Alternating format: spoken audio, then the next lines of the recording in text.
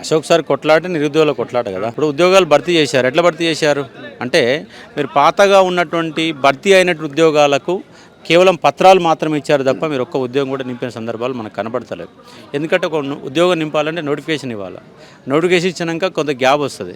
ఆ గ్యాప్ వచ్చినాక ప్రిపేర్ అవుతారు. ప్రిపేర్ అయినాక ఎగ్జామ్ రాయాలి. ఎగ్జామ్ రాసినాక రిజల్ట్ ఇవ్వాలి. రిజల్ట్ ఇచ్చినాక పత్రాలు ఇవ్వాలి.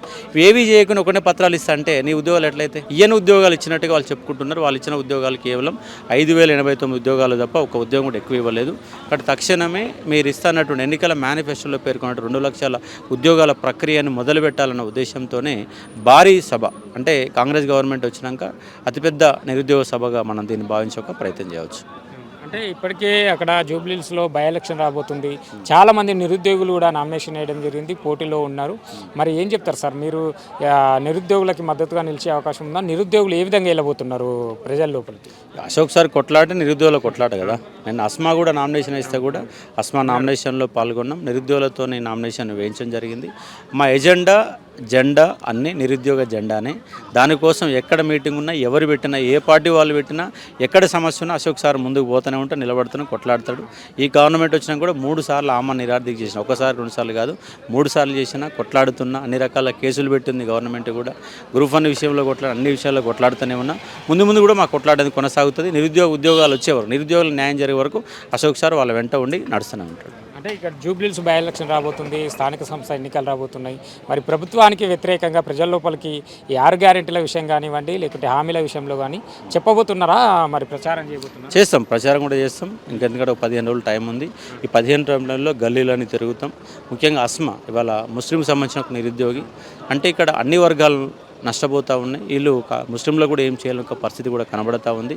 అత్యంత వెనుకబడిన వర్గంగా ముస్లింలు కనబడుతున్నారు. ఈ అంశాన్ని కూడా తీసుకొని 6 గ్యారెంటీలు తీసుకొని నిరుద్యోగ సమస్యను తీసుకొని అన్ని సమస్యల మీద మేము ఇంటింటి తిరిగి ప్రచారం చేసి నిరుద్యోగ సమస్యను ముందుకు ప్రయత్నం చేస్తాం. అంటే గతంలో బీఆర్ఎస్ కూడా 2 పర్యాల అధికారంలో ఉంది. బీఆర్ఎస్ ఏమన్నా చేసిందంటే ఏం చెప్తారు సార్ నిరుద్యోగులకు? బీఆర్ఎస్ చేసింది ఏముంది? కాంగ్రెస్ చేయండి. ఇప్పుడు బీఆర్ఎస్ కొంత నిరుద్యోగుల విషయంలో నిర్లక్ష్యంగా ఉన్నదన్న విషయాన్నే మేము పసిగట్టే కొట్లాడి కాంగ్రెస్ గవర్నమెంట్ కూర్చోబెట్టినాం.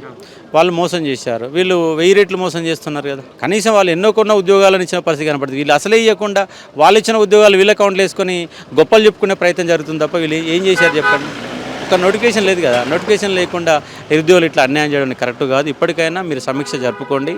నిరుద్యోగులంతా తీవ్రమైన మనోవేదంతో కాంగ్రెస్ పార్టీ పట్ల తీవ్రంగా వ్యతిరేకత భావంతో ఉన్నారు. దాన్ని తగ్గించుకునే ప్రయత్నం చేస్తే మంచిది.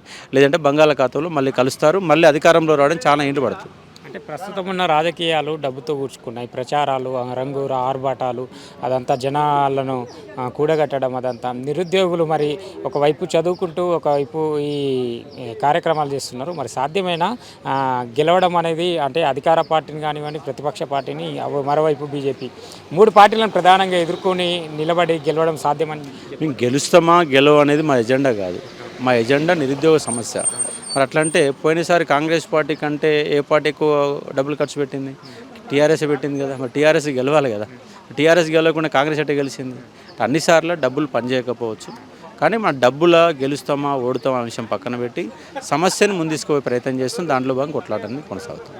ఏంది సార్ ముందు కార్యాచరణ అనేది ఈ ఎన్నికల తర్వాత ఏ విధంగా ఉండబోతుంది? ఈ నోటిఫికేషన్ వచ్చే వరకు ఏదో ఒక ప్రోగ్రాం నడుస్తూనే ఉంది. మనం అంగర్సాగి చేసిన ఇవాళ నిరుద్యోగ బాకీ కార్డు ఉంది, రేపు ఇంకో సమస్య వస్తుంది. అన్ని సమస్య ఎజెండా తీసుకొని ముందుకు వెళ్తూ ఉంటాం.